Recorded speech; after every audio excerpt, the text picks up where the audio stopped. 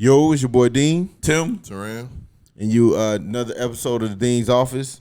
Want to again thank everybody for listening. Don't forget to like, subscribe. We remember we're on the road to 100. We're trying to get 100 subscribers on YouTube. So if you haven't subscribed, please do so and send it to your friends. Get them to subscribe and like and all that good stuff. You know, football. This one here, you know, we just gonna jump into it kind of this episode, football, because it's football season. Then something happened what pertains to football, and then as you know, we all coach football. You know what I'm saying? So I feel like this is a good one that we gonna get into, knock it out, and then see what everybody think. And I also want to add before we jump into it, for those who've been telling us that our stuff is good, I appreciate it. We had a few people tell us they've been watching it. They like what we're doing. So that brings me joy. I just wanted to put it out there. Thank y'all for those comments. Once again, those comments to us is great, but put it on the YouTube. Just put it on YouTube for us. I feel like it's like when you're not supposed to be watching something, you watching something you're not supposed to, so you're trying to keep it a secret. If y'all think it's good, man, just tell us in the comment. That adds to the what's the word I'm looking for? Getting the information out there, because when YouTube see that comments are being made and stuff being liked, they promote it a little more. I agree. All right. So we're gonna lock in. I hope y'all this is a good one. I hope y'all enjoy it like the rest of them. Let's go.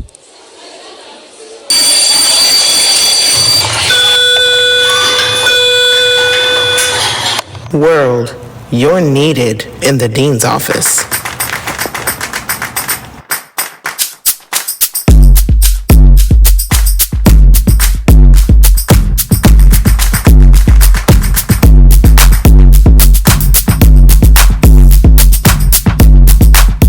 So like I was saying, football season coming up. Youth football already started. All that good stuff is going on football. But last week or recently, something like that, we had some sad news when it's pertaining to youth football. Coach got shot at a game. Mike Hitman. He got Rest in peace. Yeah, rest in peace to Mike Hitman. He was actually shot 3 times in a confrontation. And from all the videos I'm seeing, it looked like the game didn't end the way they wanted to, because I seen that the coach was trying to talk to the ref, and while he was trying to get to the ref, then these other people started fighting, which I'm assuming is the opposite team. They started fighting. So I got what happened. So basically, it was 2 9-year-old teams, and it was a scrimmage. It wasn't even a real game. It was a scrimmage. It was just a ref scrimmage.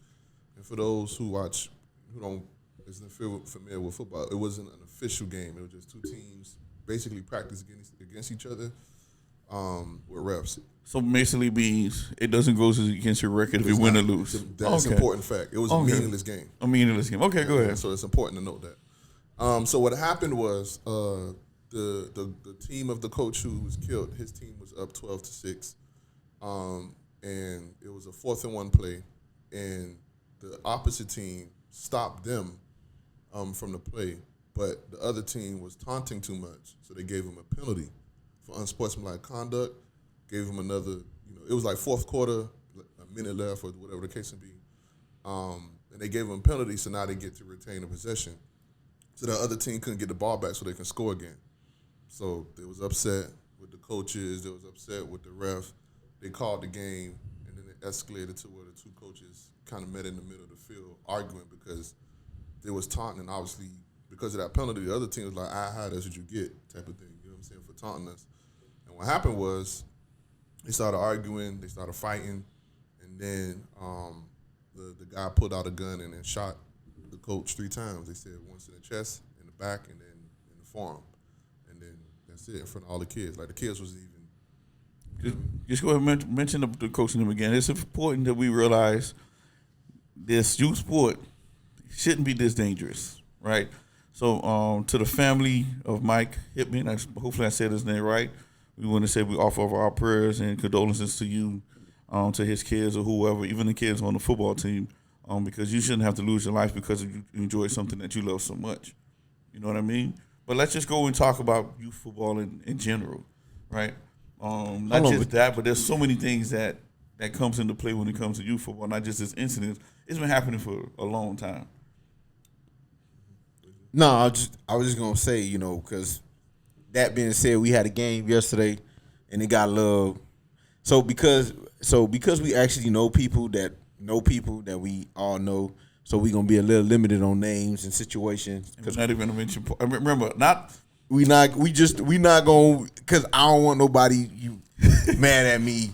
But we gonna speak our truth, but we gonna try to do our best not to misrepresent anybody or have anybody some type of way. But, and can I say something? The reason why we doing it is because everybody can agree youth football has become a very toxic environment, to where it's like, even aside from the violence that could happen or the arguments, it's even what we're teaching the kids. Like, they have taunts now where they telling kids, we're gonna knock excuse my language, we're gonna knock a nigga shit loose, stuff like that. Like, to me, that's crazy. Like, that you allowing that taunt. Like, you know what I'm saying? Like, I get you want the kids to be aggressive, but you gotta understand, like, you gotta keep people to, like, even any from 6 to 12 to any type of youth player that's not in high school, none of your taunts should involve something that could be potentially offensive to that kid's parents if they hear him saying it. Yeah.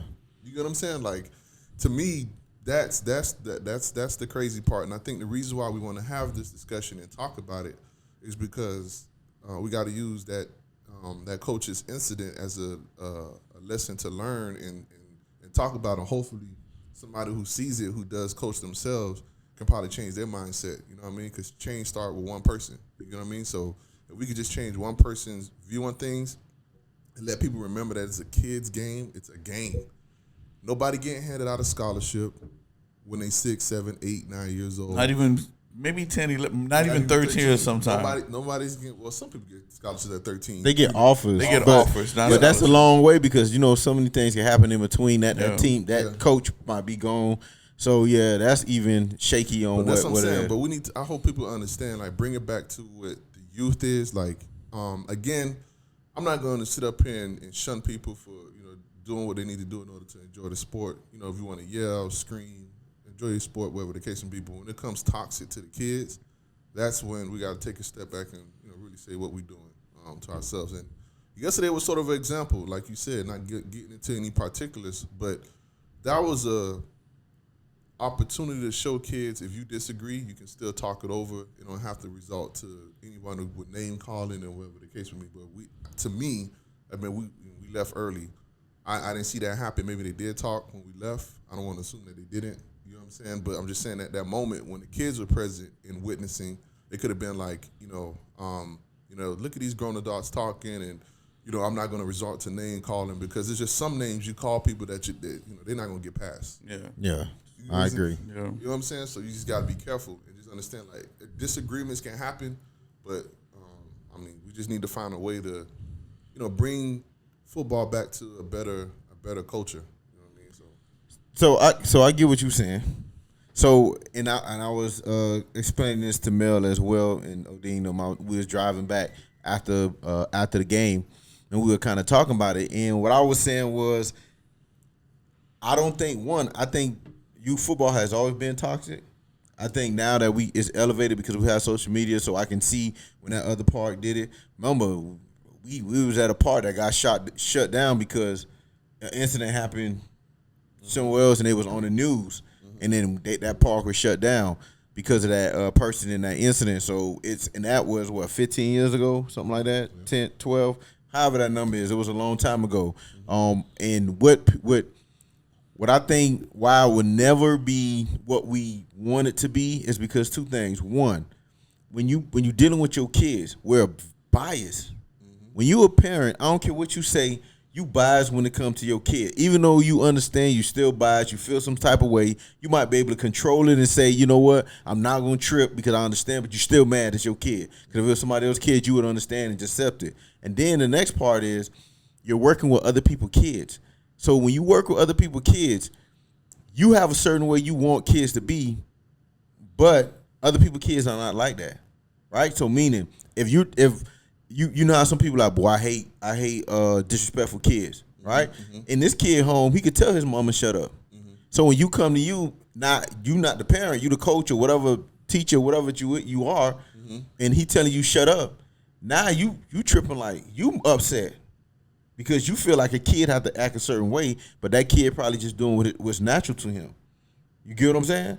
So now, and the same thing so we can just get it break down. The most important thing, when it comes to youth football, is everybody want their kid to be successful. They want their kid to they want their kid to be the one that run the ball. They want their kid to be the one that scored a touchdown. They want their kid to want to make the most tackles. They want their kids to start. From a parent perspective, you're saying, right? From the parent. No, the parent. So the parent that's what the parent want from their kid. Okay. They don't want the development. They don't want the discipline. They don't want the, work hard for it. They don't want that. They say, I paid my money, I put my kid here, I want my kid out of running, throwing, catching, tackling, out there on the field all the time. That's what I want, right? So all the parents is thinking that for their kid, even if no matter where their kid ability at. Then you have the coach on the flip side saying, we want to win. But the team is here to win, be a team player. That's what we trying to do. So now you have two things competing against each other. You got the parents wanting the best for their child, and then you got coaches wanting the best for the team. So now when you have a conflict, sometimes that don't lap. Because now if you have a good kid, but I got a better kid, and he's going to play more, the parent's going to be upset, right? But if I put the kid that might have a little less of talent in the game, there's an opportunity where we're going to give up a score or we're not going to be able to execute. So now the team suffer. So the hard part of it is balancing the individual player getting a success, not even the development. Because I know we like to say development. Parents don't care about their kid development. They don't care. If I told you, if I come to you as a parent and tell you, hey, your kid he got better the whole season, and he didn't play at all, the parent gonna look at you crazy. Even though he got better from the first time he came to practice to the end of the season. But if he didn't play or was a big role in that team, the parent don't care.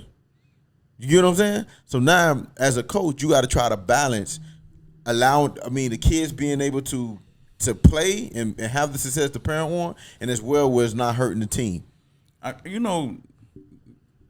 want to say the league that we in, that's how it is. We have coached in other leagues before where everybody have to play. So when you see in a team that everybody have to play, what do the coaches have to do? Try to coach up those kids to be able to put in that it's not too much of a slack off. That's up to the coaches. Now, going back to what you're saying, coaches are two things. They want to win, and they scared on getting embarrassed in front of everybody, right?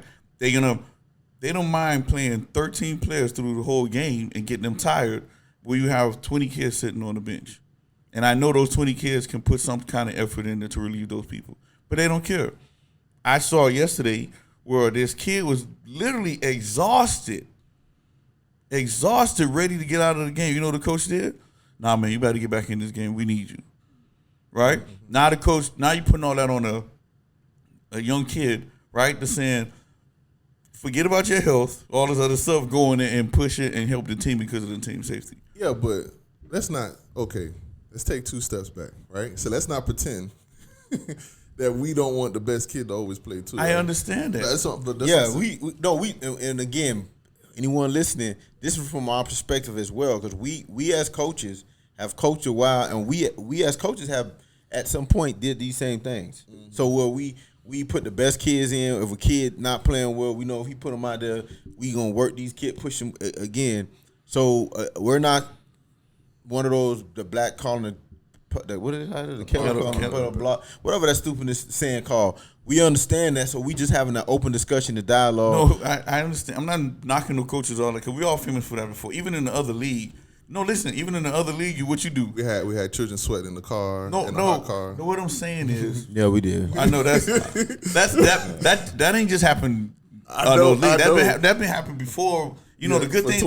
The good thing that happened was when they took away weighted football, and especially in the league that we in, they took away weighted football, and in the other league that we used to be in, they made some adjustments. Like you're gonna still play, but you only can play a certain position. Mm-hmm. What I'm saying is this: the mentality in the league that we in now is win, win, win, win, win, right? And if I don't win, that's a reflection of me as a coach, not as anything else.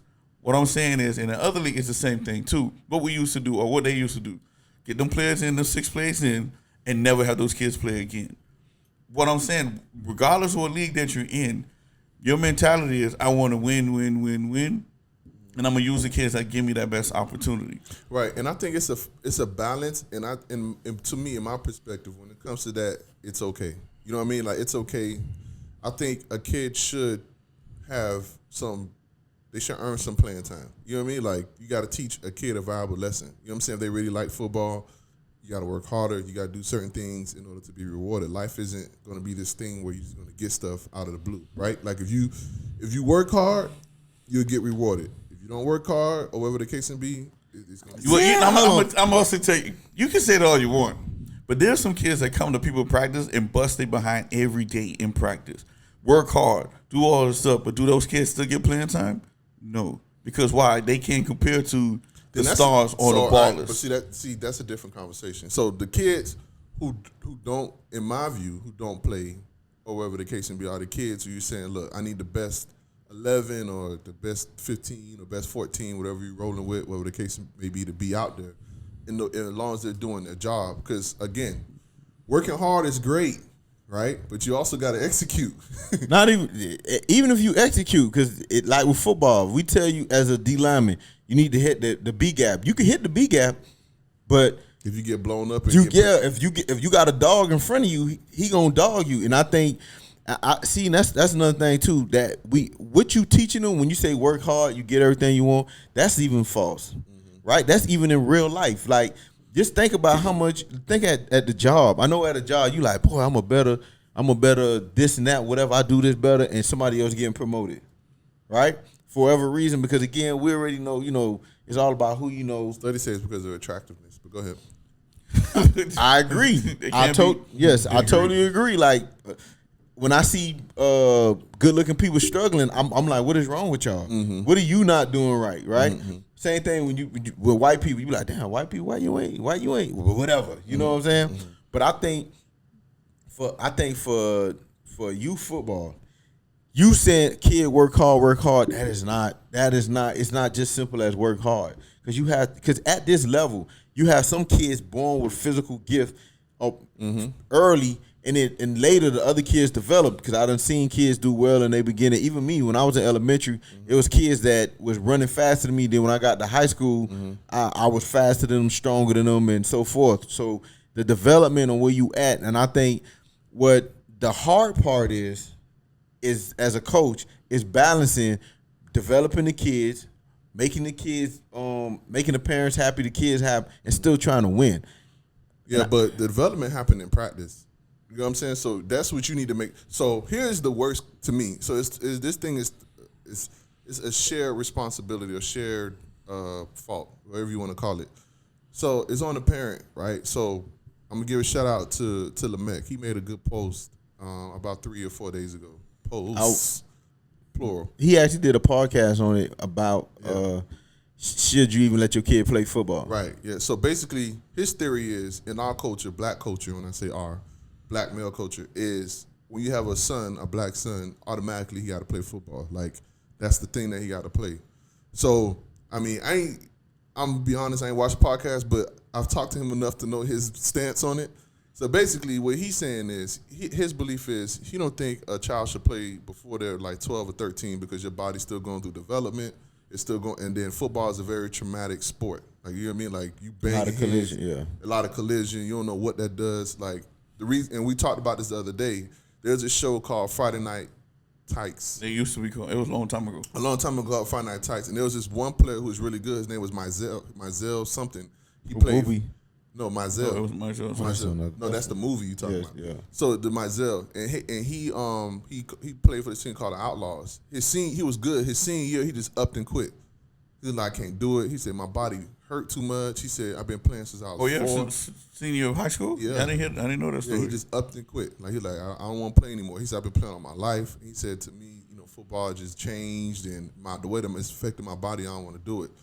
And a lot of people don't let their kids play. Like even a lot of people who've been in the NFL. No, that's what I'm about to say. There's a lot of former athletes who said they're not putting their kids in football until they're high school. Yeah, he said until like whatever the case may be, because he said what it does to them when they're younger, it's not worth it. Like, you know what I'm saying? They might end up having headaches.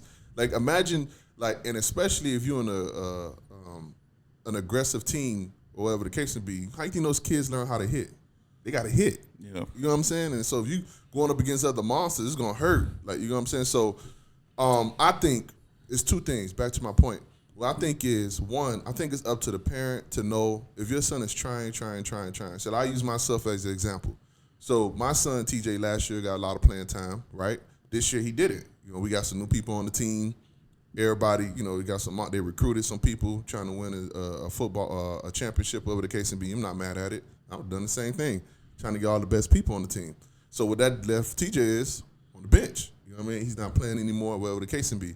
And now I see it in him that he's not really into football. But when he was in flag football, he couldn't wait. He used to tell me, "Hey, Dad, it's almost time for flag. Hey, can we leave? What's going on?" Like, he was excited. You know what I'm saying? He was excited for the games. Even him and little Tim used to almost cry when they was losing. Tim was crying one day when they lost. You know what I'm saying? I ain't see that emotion when they lost the other week. You know what I'm saying? Like, they both like flag football. So it seems to me he likes the idea of football. He don't like contact, which is okay. You know what I'm saying? Like, if a kid don't like contact, he just don't like contact. It's not a natural thing. So I think it's up to the parent to know and assess your kid and not force them to be in that position. If they're not good at football, they're not good at football. Don't let them play football. You're going to pick another sport. And then, to piggyback off, the same thing is, we talk about youth football, but the toxicity is in all youth football, in all youth sports. All sports, because we as parents, I'm saying men as parents, try to live through our kids, right? Because I wasn't that great. I wouldn't side of that too. I've seen some aggressive mamas out there No. too. If you're on the sideline, I'm gonna tell you right now. You know who's more aggressive and yelling at the coaches and all the stuff? It's the moms. So, but and I see that I don't agree with that. That misconception of you living through your kids, right? If my kid get school, right? I wasn't good in school. I mean, it was not that hard. It was just lazy. Like, I literally didn't study for tests and still pass them, right? I just didn't care to put the effort in doing the work. I wanted, whatever. You gotta explain yourself, bro. Because I'm giving you example of myself. I know. So when I see I'm explaining it like it, because you have some people that struggle in school because they just didn't know, right? Mine was just being lazy. So if I have a kid and I see them get A's, I'm excited. If I see if they not gonna get an A, or if I feel like they not getting an opportunity, I'm gonna fight and push for them and whatever them, be excited like how I will football. I'm not living through my kids. I just want my kids to be the best. I don't think when somebody say football, you living through your kid. You seeing your kid want to score touchdowns and doing what's living through your kids. But I'm saying, take that same example. You got those kids, and then they jumping from park to park to park to park.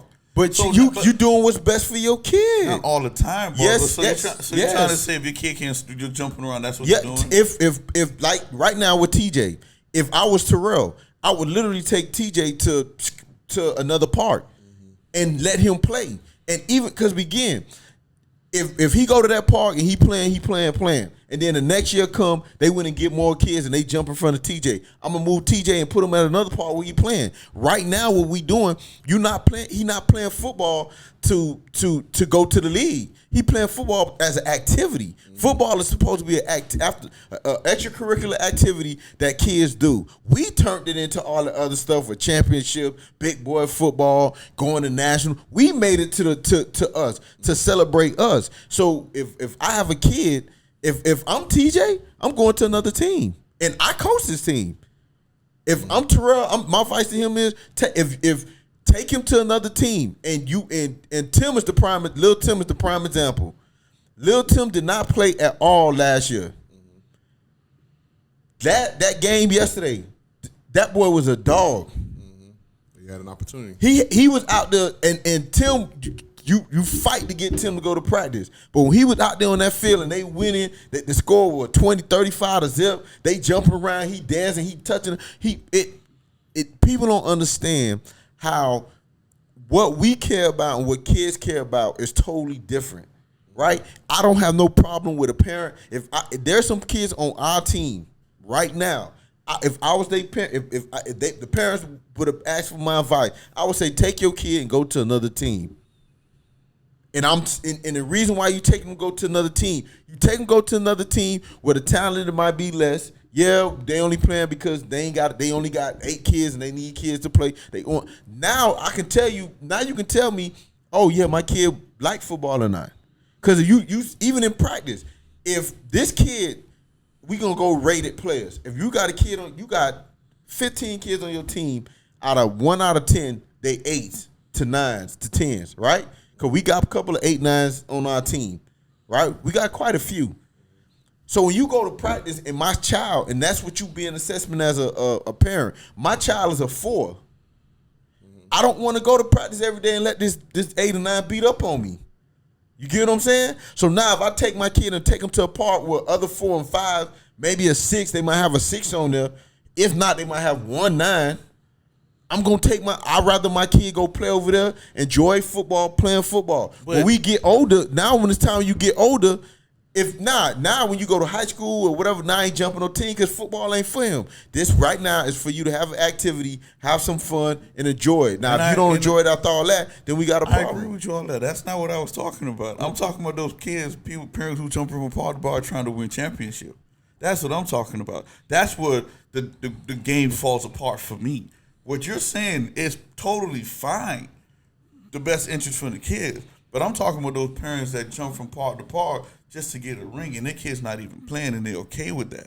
That's what I'm talking about. Yeah, if your kid not playing and you want to, like right now, we see this is my thing too. We got kids on our team that needs to go to another park, and their kid will be playing, but because we are a championship contending team, they want to stay. But that's what I'm saying. When I was referring to that, I'm not referring to the ones who not playing and they couldn't go to another park. I don't knock that.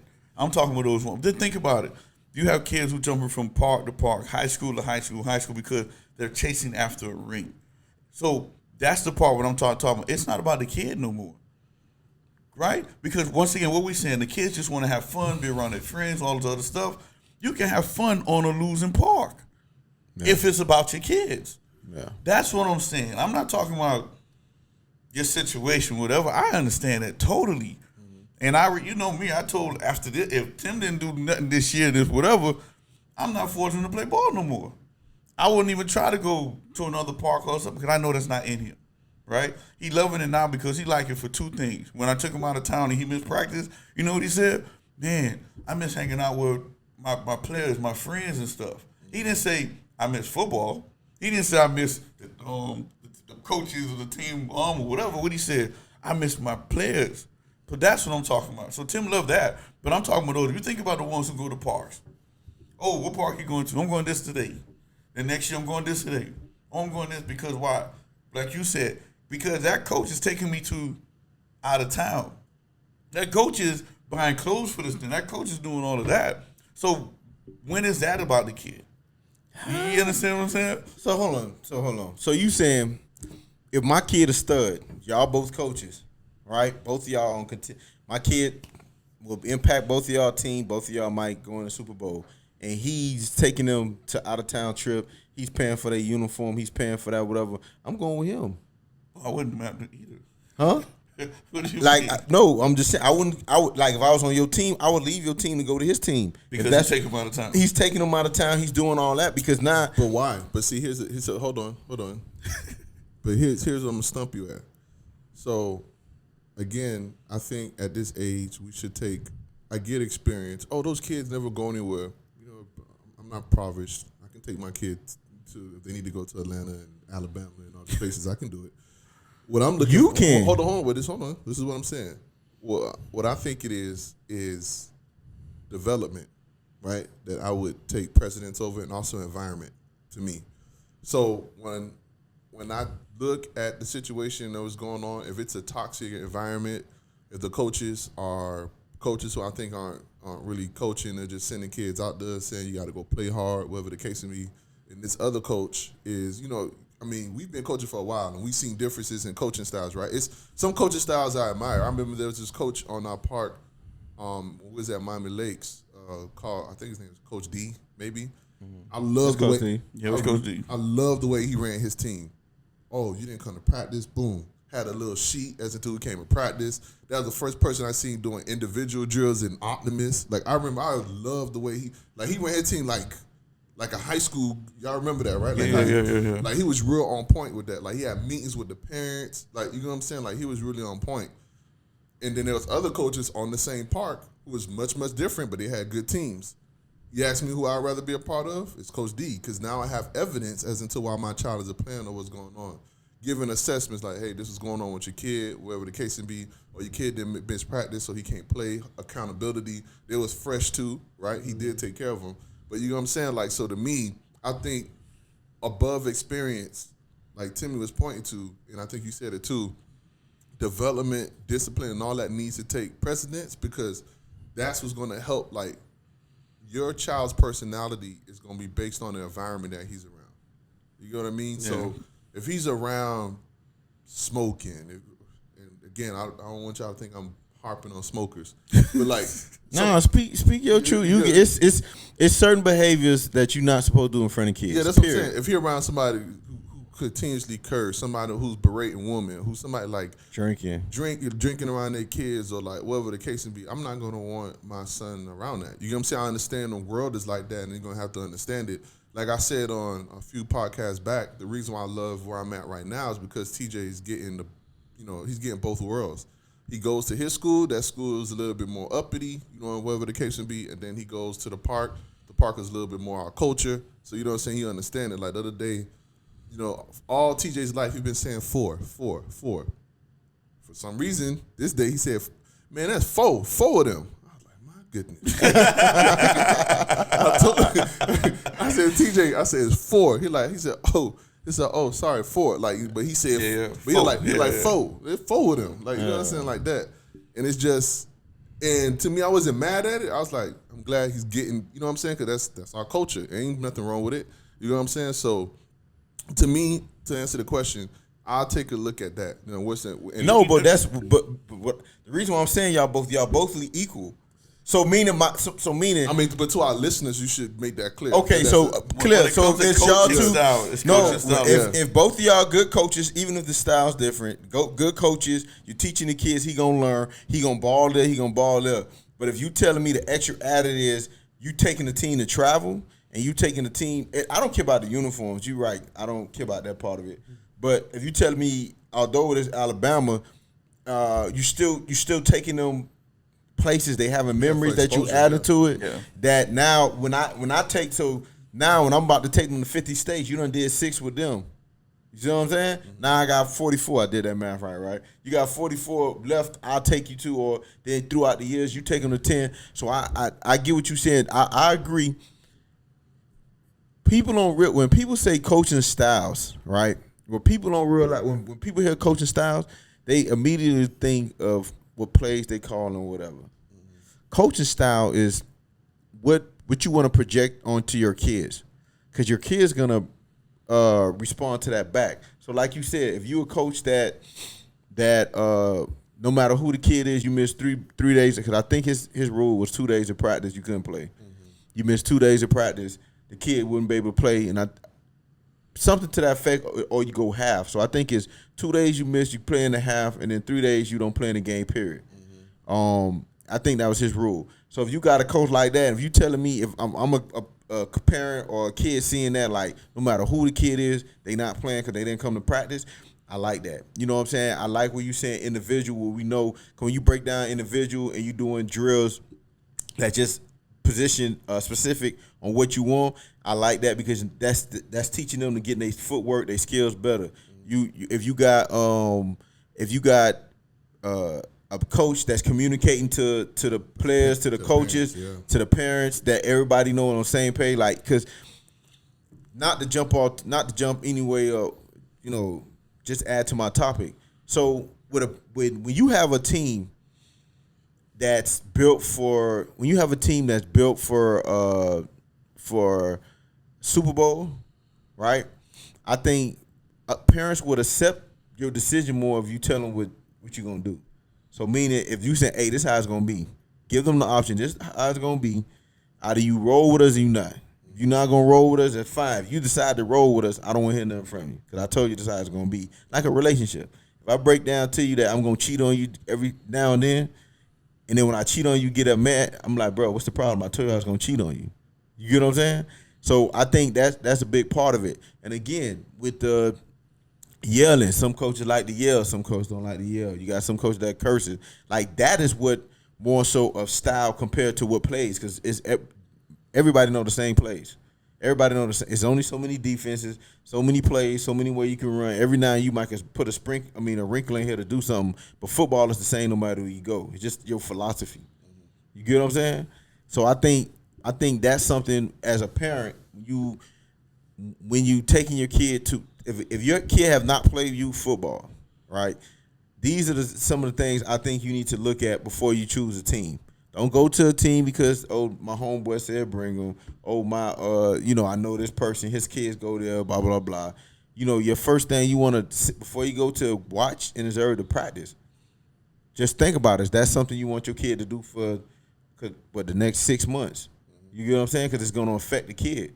Right. And go ahead. No, and I was agreeing with you. You're right. That's what I'm saying. Pick the right situation, because a toxic place is a real thing. Like, you know what I mean? Like being toxic, and you had a good point. TJ may not like the experience of football right now is because he's playing with so many good kids. He's not the all-star. Like when he was in flag, he was the runner. He was the runner, right? So everybody, let me go because I'm the man. You know what I'm saying? But now he's not. Or whatever the case may be, so that might be his issue.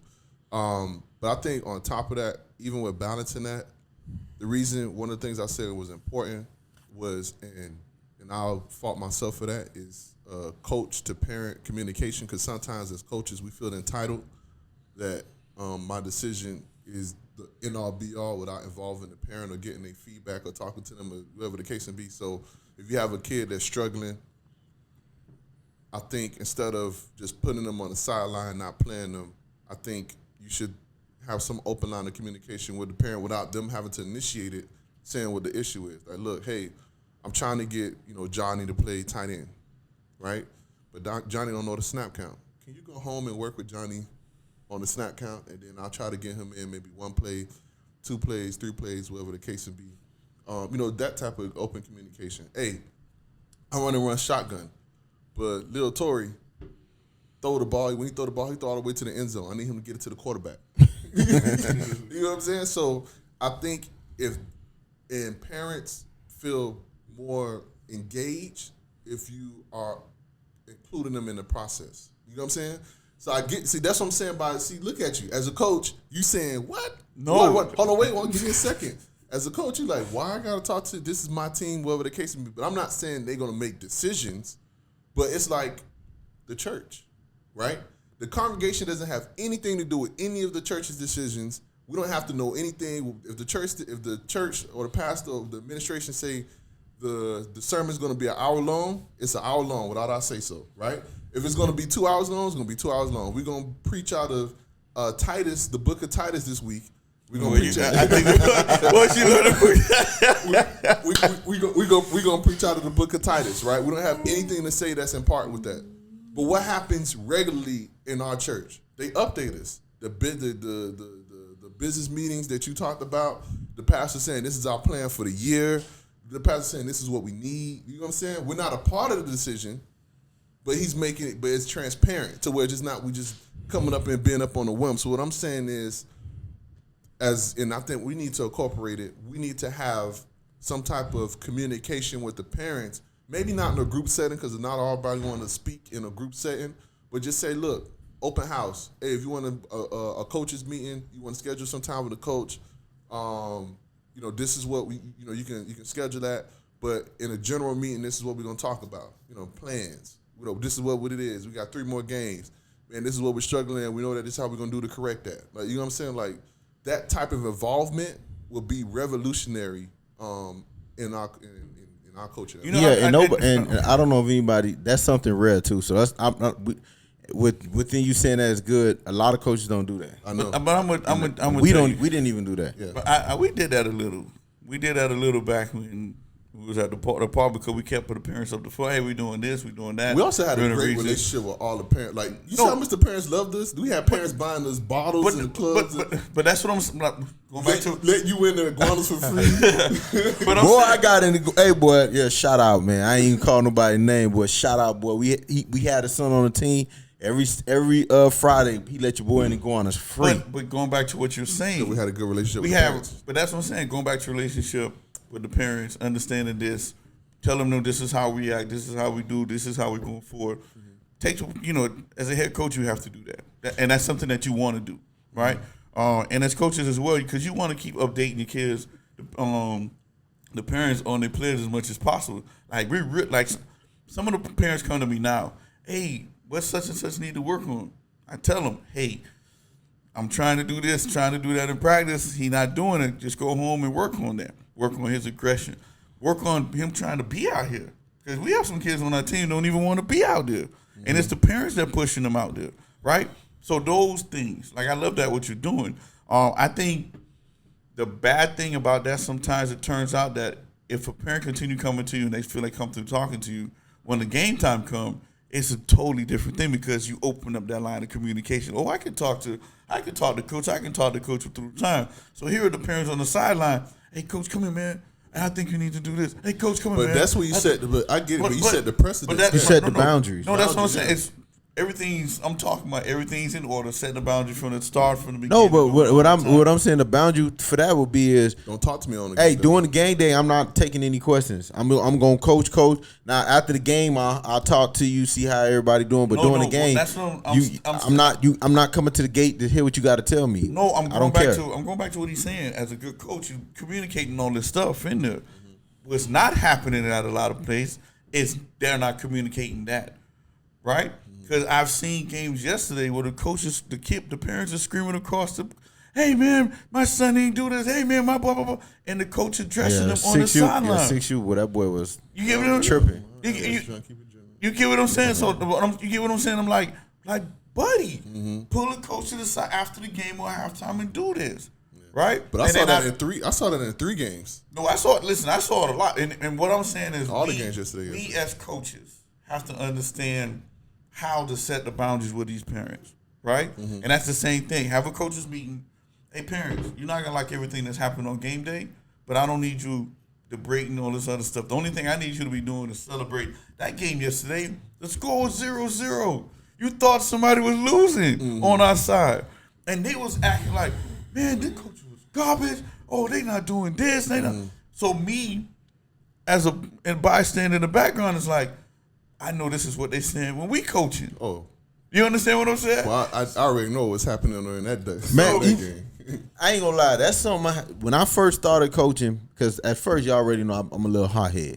So, and that's something I had to learn as a coach is because this the thing about it is, right. We have people that's in the trenches. You have people that know people in the trenches, and we have people that understand what the trench is, right? They might not have been in it, but we understand. So by trenches, you mean rough environments, right? Yeah, just trenches mean like certain people act certain ways. Yeah, like that, right? So when you have those situations, we all know certain things you say in them trenches can't get past. It's you can't walk away from. It's disrespectful. It's something you can't even let go because that's how they was taught in the trenches, right? So now when you on the sideline as a parent talking that way, right? Now the coach is you saying that now you putting yourself in a situation with that coach where we can't come back from this because in the trenches you're not allowed to talk that way. You're not allowed to act that way, and that's. Same thing too with coaches. Like when you as a coach understand some of them dudes from the trenches and what you saying to them, we can't walk back from. Now we had a kids game, communicating like we're in the trenches. So we cannot. Although we had a kid game, now we have to turn the kid game into the trenches and handle it how you would do a person in the trenches. And I think that's the part we're losing when you want to. Yeah, it's okay. I don't have no problem with the parents saying, "Oh, we need to do this. This can't be doing this." How you telling me? What you calling me? What you saying to me when you telling me that? Yeah, Right? and that's the one thing, and that goes back into what I'm saying. Being a coach, a head coach, and setting up the boundaries, all this ruling. You're not gonna like everything that I do or place that I call. But that one thing, we're gonna be respectful, right? And I think that's what, and the ones who complain the most are not the ones who at practice. If you know what I'm talking about, right? They're not the ones who watching little Johnny doing this, who doing this in practice and all this other stuff. They're the ones who make the loudest noises at the game because why? They used to play football before or they watch football on TV. Yeah. Not everybody who watch football on TV can coach football. Not everybody who played football before can coach football.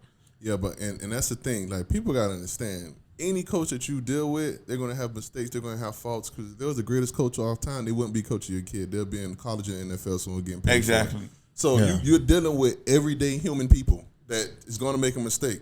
You're dealing with somebody who may not realize, that your son only got the ball 2 times this try, or you caught this play 3 times, or whatever the case may be. Like, people.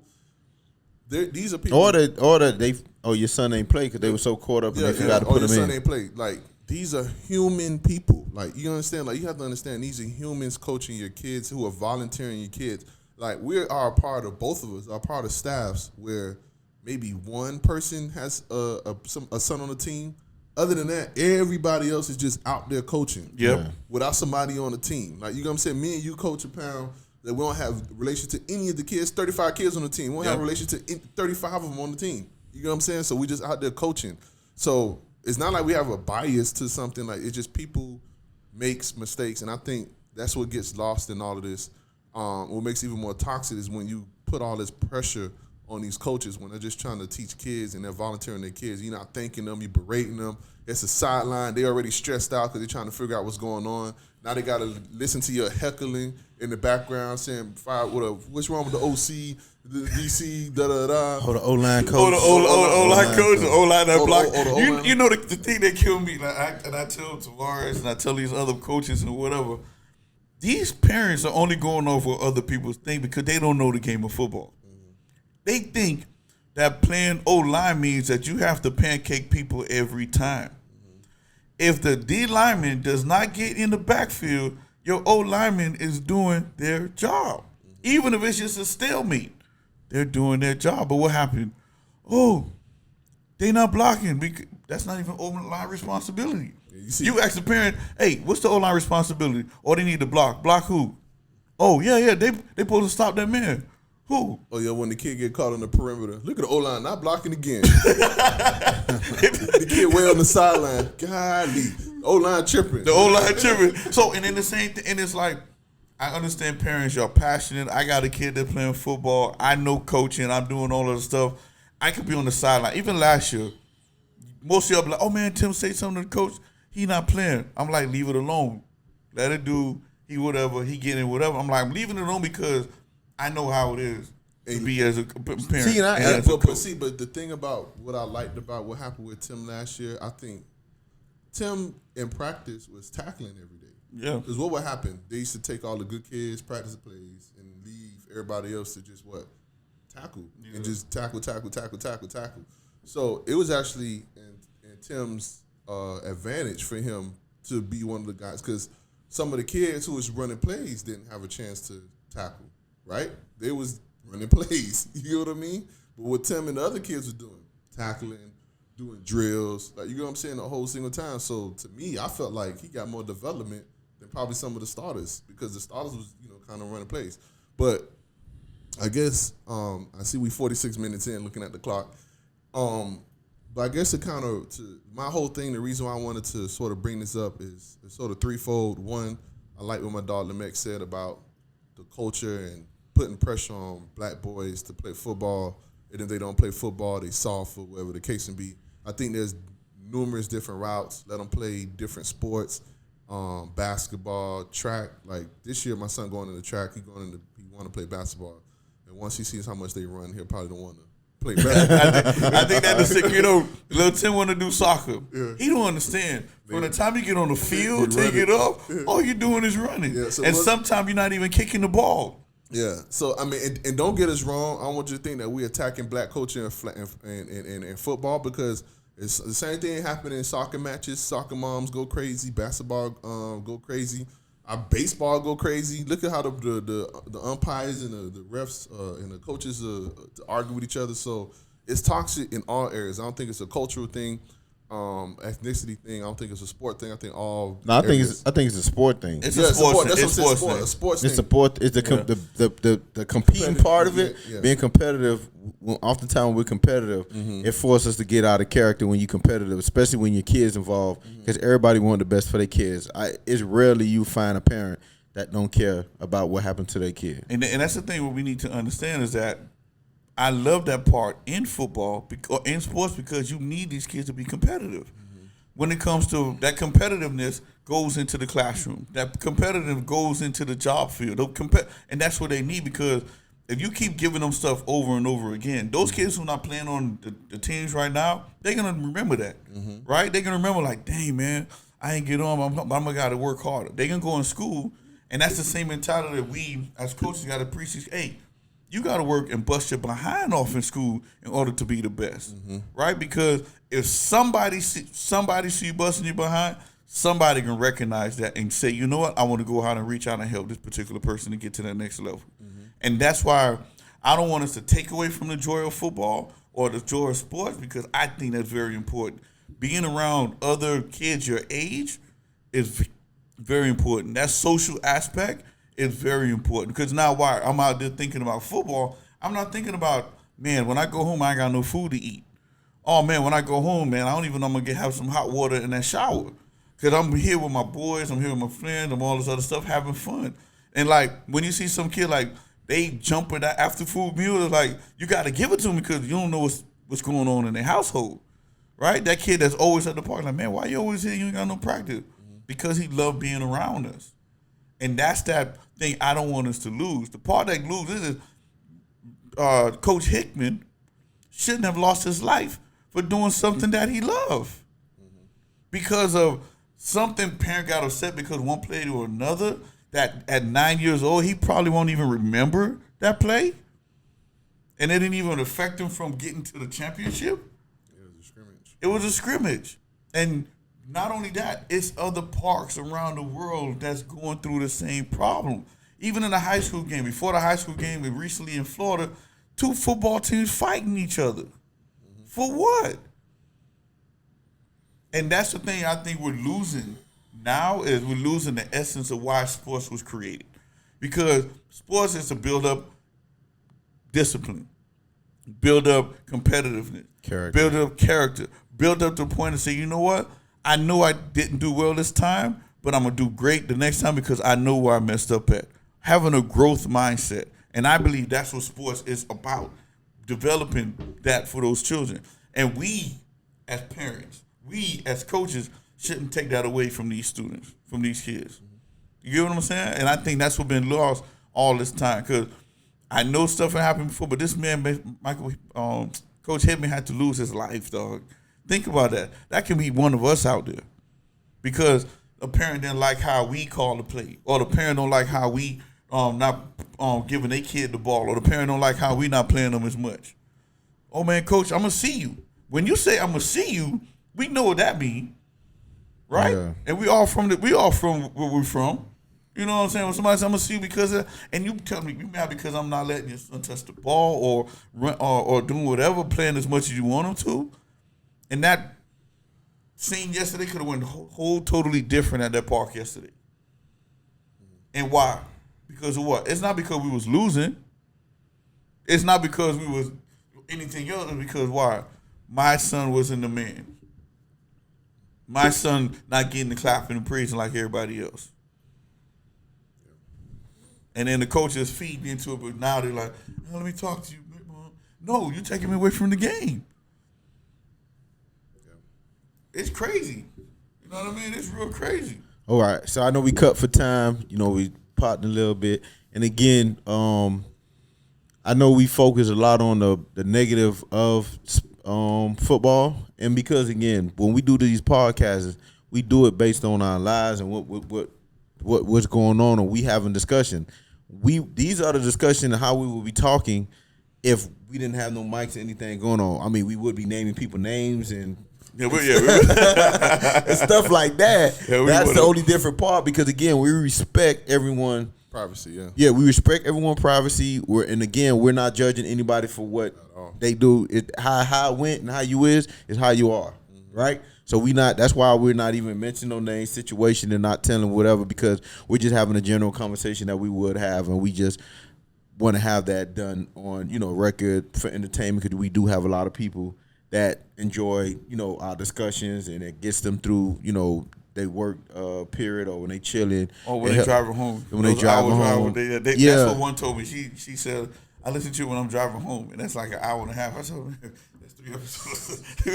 Continue watching. So that's why we do this. No other reason because we enjoy being around each other. We like and we're getting a lot of positive back feedback. So what I'm just gonna just cover some things because again I know we do have some parents that we coach does listen to this. So and if they were trying to read through what we saying, just wanted them to make it clear that we're not judging anybody. We're not saying anybody right, wrong. We're neutral in this because we wasn't the ones involved in it. You get what I'm saying? Mm-hmm. But I will say this though, as a parent, getting your kids involved in activity is something I push, and I still think even with football, if your kid didn't do well in football today, kind of look at the team. You might need to put them on a team where the skill level is less, that he will have more opportunity to get engaged. Also, putting your kid in an environment that you want him to be in. Don't just put him on a team because you think you have to. There's options. There's a lot of options when it comes to football. So making sure that you putting them in that right situation. And when you're a part of a team, right? And this is what I put because we have like a little group thing, and I put in there like if it was easy, everybody would be a champion, right? If we think about it, if we were just running through teams, it won't prepare us for a championship, right? Just imagine if that was the championship game we played yesterday, right? We didn't do everything in our ability to win, although we won. We had to overcome stuff that we shouldn't have to overcome, right? Mm-hmm. So now when we get into that championship game, we understand this stuff we can't have. We need this to get us over the hump. Positive. You get what I'm saying? So we need that. So being calm with the kids, just thinking about what we doing, strategizing, not arguing with each other, just us focusing on, hey, this we need to do, this we at in the game, this penalty call, what we should do. Should we accept the penalty? Should we not? And stuff like that is what we need to focus on as far as when it comes to football. And as well, every parent ain't a bad parent. Every coach ain't a bad coach. We have parents that have bad moments. We have coaches that have bad moments, right? So when we have those bad moments, understanding that each person had a bad moment, that we're talking about it, and if again, like you said, some things said in the trenches you can't take back, but at least being civil enough so we can continue with the team. The ultimate goal is for us to win, develop the kids, and the kids have fun. No particular order, but those 3 things are the top of the list that you need to get done, right? So we need to keep in mind that's the goal of this team. That's the goal of your kid on the team. That's the goal of any sports that you play, any job that you are a part of, right? That understanding that the common goal is for everyone to win. And I think we kind of lost sight of that over the past couple of months because, years. Years. You're right, because since we've been coaching, there's been issues on every team. Mm-hmm. So I think we kind of lost sight of that to where now we need to allow the kids to do their best, work as hard as they can, and learn as much information as they can. Yeah, support them. That's it. Yeah. Support your kid, man. Yeah. If all the negative talk, you bringing that home, how's that kid going to view the coach when the coach trying to tell him something? Yeah. Like, just support them. Let a kid be in the kid's place. If you want to give them extra advice, hey, when you on outside in, or if you're at D tackle, line up this way and it'll help you out, then that's fine. You know what I'm saying? And hold on, before you jump, because I slipped, I meant to say this. I have one parent that throughout the season, and when I had the discussion with the mom, we talked about it. I explained to her kid is at a different level than some of the kids on the team. I told her, I said, yeah, when I'm not saying that he's gonna by the end of the season he's gonna be playing, he's gonna be starting, or he's not gonna be playing, or what he's gonna be doing. But what I'm saying is the goal is to every day look to see if he got better, see if he's doing something different, see if he's running, hitting, jumping, whatever, doing better. You growing, and even having that discussion after every practice, he come, hey, how he doing? If I didn't coach him, I'm like, nah, I ain't coaching today. Go to that coach over there. He'll tell you. She'll ask. She'll be like, okay, he did this. I said, yeah, he did that. I said, yeah, he got a little better here. He did this right here. And she see it. She like, yeah, I seen him get better, but he still got a ways to go. But she understood that. But I know Perry Tupper, and she's a firecracker. Yeah, she a firecracker. She get right too, but she understood when I explained to her, like, hey, don't put, because she was like, man, he ain't gonna play. I said, no, don't pull him. If he willing to come out here and practice and play, don't pull him because he's not playing at the level you want him to. Just let him progress. You know what I'm saying? His breakthrough might not be until another 2 years. You know what I'm saying? So just take that time, and I just want to, I want to shout that out to her. She do check in, and it's not an argument. She accept what we telling her. And I like that about her as well, because that's what football is about: the development of the kids and seeing them getting better at every day.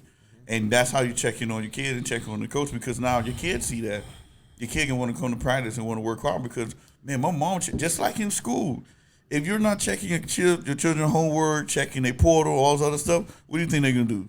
They're not going to do it. And that was the biggest problem why the learning went down during the pandemic, because the parents was not checking the kids' work. And that's what you need to do. I sign my child up. I'm paying for registration. I'm paying for uniforms. Yeah. I'm paying for the meals. You better be right. I'm gonna ask questions but I'm gonna do it in a respectful way. Hey, how little Tim did today? Or I'm watching him, or I'm doing this, right? You don't gotta tell me because I'm looking at it. You understand? But if I'm not there, hey, let me know. And that's what parents, coaches love that. Come to us and ask us. Right? Just like Coach Terrell said, he's like, hey, go home. This is what they need to work on. But if I tell you to go home and you didn't work on it, and they still come out here doing the foolishness, whose fault is that now? Right? But parents, we need you. We love you. We want you to support us to the end. That's at the end of the day. We can't do this without you. And the best way during a football game, all I want to hear is this: all right, man, don't worry about it. Good play, man. You'll get them back next time. Hey, man, y'all boys keep your heads up. We'll get it next time. That's what I'm looking for. Anything before we close out? Good? All right. So, again, I want to thank everybody for locking in to another episode. I hope you enjoyed this. I hope this kind of gives you a little light on how youth football goes. Like I stated, there's a lot of good thing that goes on, and as well, there's a lot of bad things or things that can be corrected or improved. So I want to thank everybody. Don't forget to like, subscribe, comment. Don't hide us. Don't hide that you love us. Write it in the comment, man. Don't treat us like a side chick. Tell everybody about us. This your boy Dean. Tim. Ram. Another episode of Dean's Office. Yo.